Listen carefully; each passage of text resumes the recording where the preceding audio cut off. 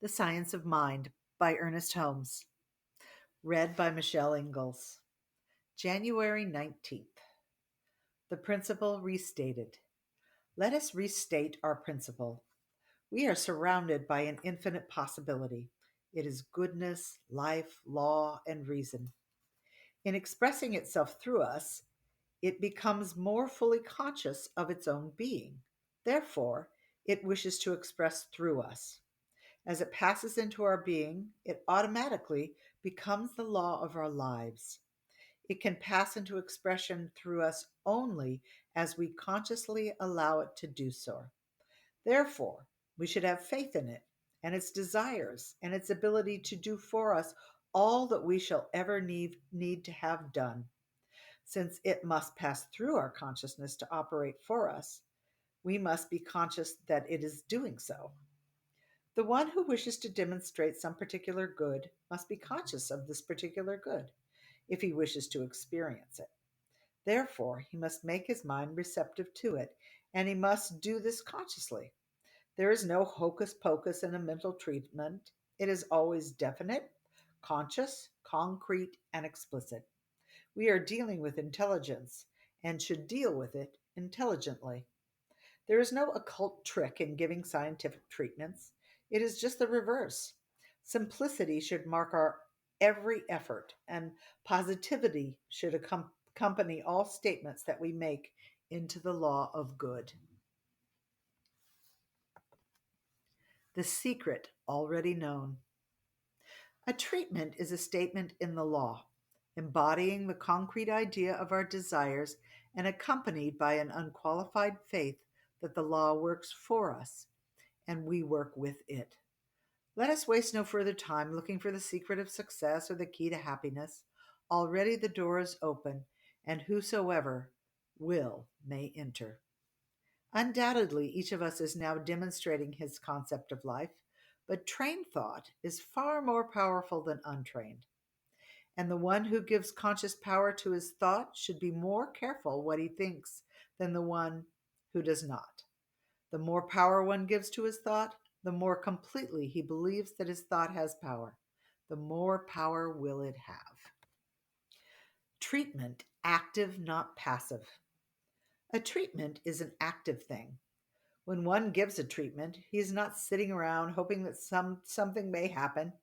He is definite, constructively, actively stating, sensing, knowing some specific good.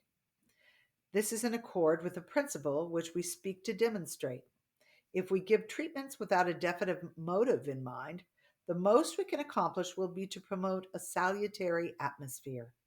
A passive meditation will never produce an active demonstration, any more than an artist can paint a picture by sitting down with his paints but never using them. The mind must conceive before the creative energy can produce. We must supply the avenue through which it can work. It is ready and willing. It is its nature to spring into being through our thought and action. In an iron foundry, the pig iron is thrown into a great furnace and melted. That which was solid becomes liquid, and it is poured into the molds which are fashioned in different shapes. The iron itself neither knows nor cares what particular form it takes. It is formless, ready to take any form supplied. If we did not place it in the proper molds, the liquid would assume no particular form.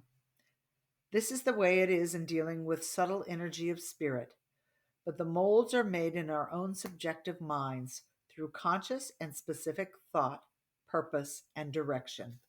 We should be very careful not to think that because we may make the mold, we must create the substance. It already exists. It is part of the life in which we live, a part of the universal energy. Definite molds or concepts decide the shape which is to be created from the general fluid. This should prove to us that there is a specific technique in mental treatment which we should not overlook.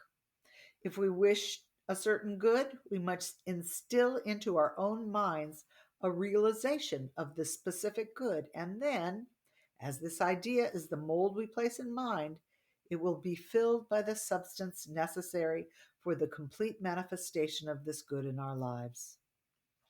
Therefore, if a man is seeking to demonstrate, he must tell himself that he has faith in his power, in his ability, in the principle, and in the certainty of the demonstration for which he works. Faith, being a mental attitude, is according to law, and even though one doubts, he can overcome his doubts and create the desired faith, definitely. If this were not so, only those who by nature have faith in God could ever hope to understand the principle of the science of mind and spirit, which is subject to certain, definite, immutable, and impersonal laws.